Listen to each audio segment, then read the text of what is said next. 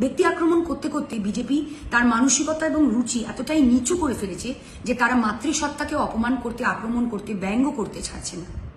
ধর্ম নিয়ে যারা এত বড় বড় কথা বলে সবসময় প্রেস নিউজ মিডিয়া চ্যানেলে বসে বসে, এবং যারা নিজেদের সো কল্ড নবাগত সনাতনী হিন্দু হিসেবে পরিচয় দেন সমাজে, তারা হয়তো জানেন না যে যাকে নিয়ে তারা ব্যঙ্গ করছেন তিনি শুধুমাত্র সারদা দেবী কিন্তু নন, তিনি শ্রী শ্রী মা, তিনি জগৎ জননী, তিনি হিন্দুরও মা, তিনি মুসলিমেরও মা, তিনি শিখেরও মা, তিনি ঈসাইয়ের মা, তিনি সারা জগতের মা।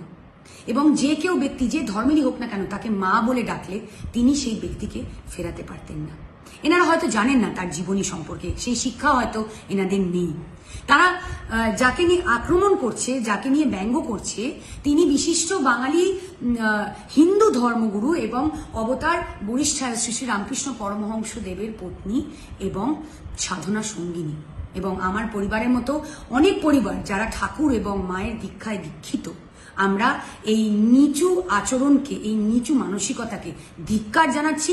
বিজেপির লজ্জা হওয়া উচিত এবং আমাদের খারাপ লাগছে এটা ভেবে যে এই ধরনের মানসিকতার মানুষ এখনো বাংলায় রয়েছে।